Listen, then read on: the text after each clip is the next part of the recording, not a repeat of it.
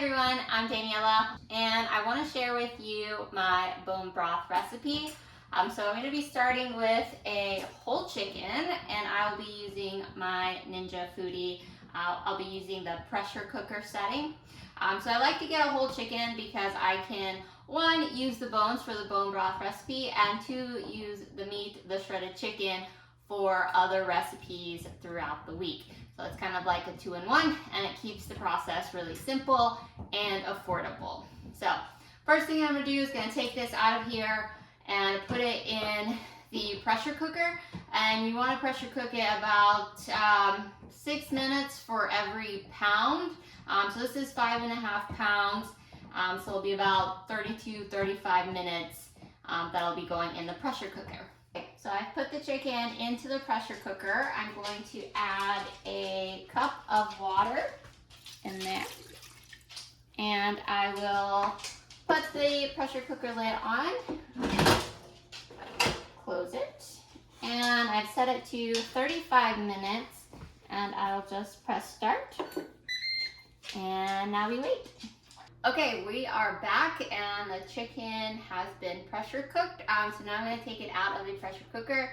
If you're using a pressure cooker, just remember to make sure you release the pressure before opening the lid. Okay, so pressure here has already been released. Side note, if you do not have a pressure cooker, you can also bake your chicken in the oven or slow cook it on a pot on the stove. So lots of options. I'm just showing you how I make it in the pressure cooker. Alright, so I'm gonna take the lid off, and our chicken is cooked. So two things to note here. All the chicken is cooked, and as you can see, we added a cup of water earlier, but the natural juices from the chicken, the bones, the cartilage, ligaments, all that has been released into the pot. So I'm going to leave that in there because that is going to just add some flavor to our bone broth, okay? So, got my claws here. I'm going to take the chicken out. It'll likely fall apart some, so just be careful when you are taking it out. It'll likely be hot. And I like to just put it all in a glass container, and then I will separate all the meat from the bones.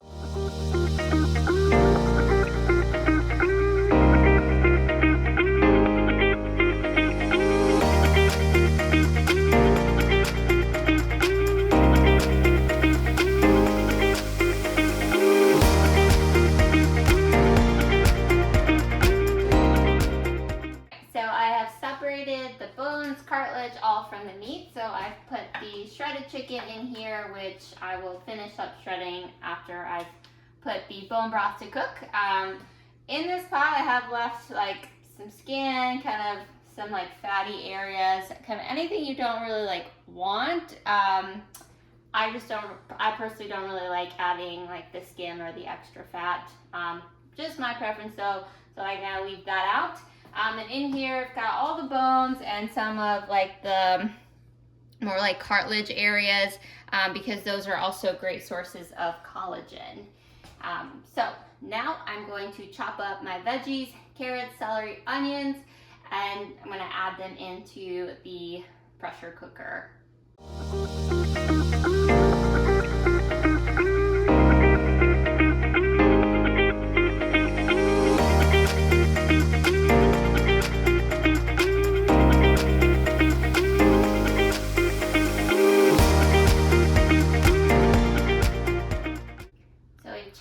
Veggies, added them into the pot. I also added 10 cups of water, and now we're going to add all of the extra things.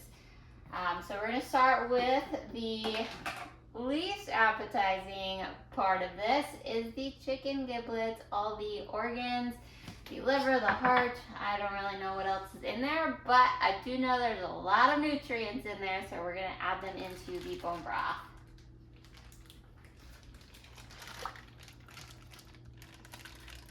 And now we're going to add in some extra seasoning.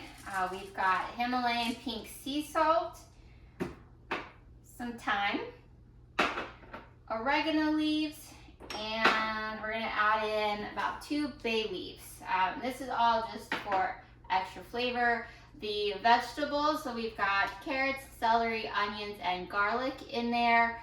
As far as amounts for the vegetables, I don't ever have a very specific formula. It's kind of just based on preference and also availability of what do I have in my fridge. So I had about like 1.5 stalks of celery. I did 2 medium carrots, 1 yellow onion, and 3 cloves of garlic, and I made sure to mash them up and take the peels off. So all of that is in there. It's gonna add to the flavor and to the nutrients of the bone broth. We're just gonna add some extra seasonings just for added flavor. And on these seasonings, I also don't have specific measurings.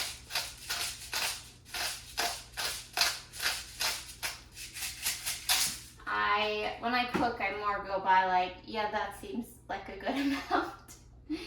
So the great thing with bone broth is that you don't have to be super specific in kind of the minute things like the seasonings.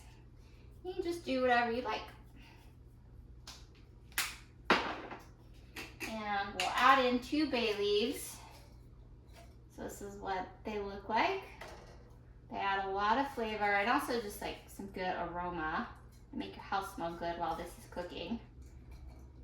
Add 1 more in there.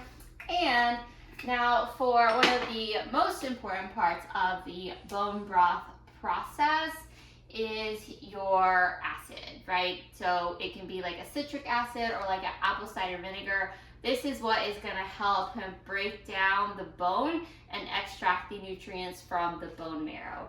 So I'm gonna use apple cider vinegar. And I'm gonna do 2 tablespoons.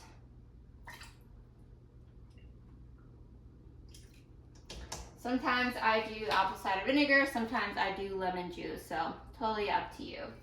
Okay, so now it's all ready. I'm actually gonna give this all 1 big stir.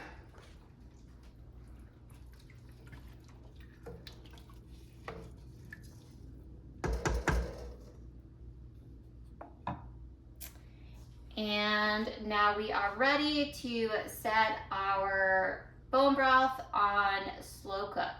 So the secret to a great bone broth is a very slow cook for at least 24 hours. You can go 24 to about 36 hours just to give those bones as much time as possible to break down and pull those nutrients out into the broth. So I'm gonna go ahead, put the lid on, and get this started. So I'll see you all in 24 hours. Welcome back. Our bone broth has officially cooked for about 36 hours. Initially I had planned for 24, but just decided to add a couple more time.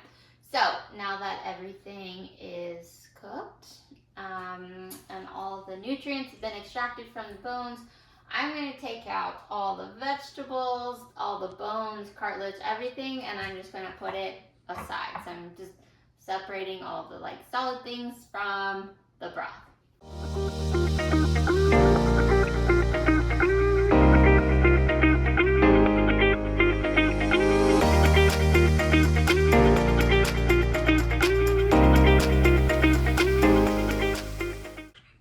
So now that I've gotten all of the big things out of the broth, I've got a kind of finer strainer here over a bowl or a pot, whatever you have available. And I'm just gonna start scooping the broth in, and this will kind of help to catch all of the little smaller vegetables and pieces that were broken down.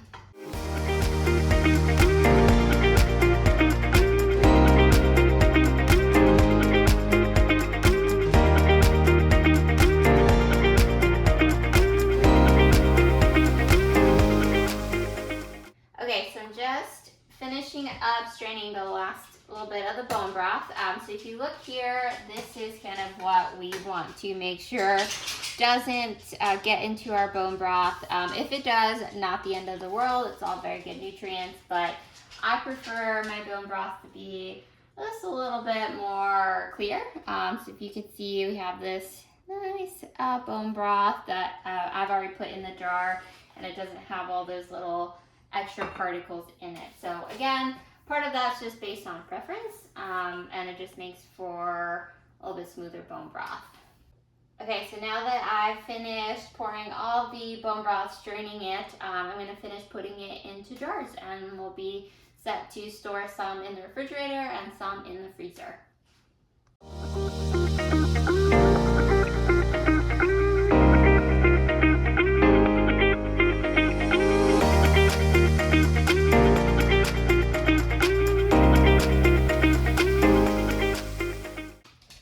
Bone broth is now in jars, and if you take a close look, like after it sits for a little bit, you'll start to see kind of like the layer of fat kind of separate from the rest of the broth. So once you let this cool and put it in the refrigerator for overnight or just even a couple hours, you can actually go in and scoop out that extra fat if you don't like it. You can toss it out, or if you want to be extra sustainable, you can actually save it and kind of use it as cooking fat, or like, to grease your pan when you cook. So that's one option. But our bone broth is now ready to either store or drink.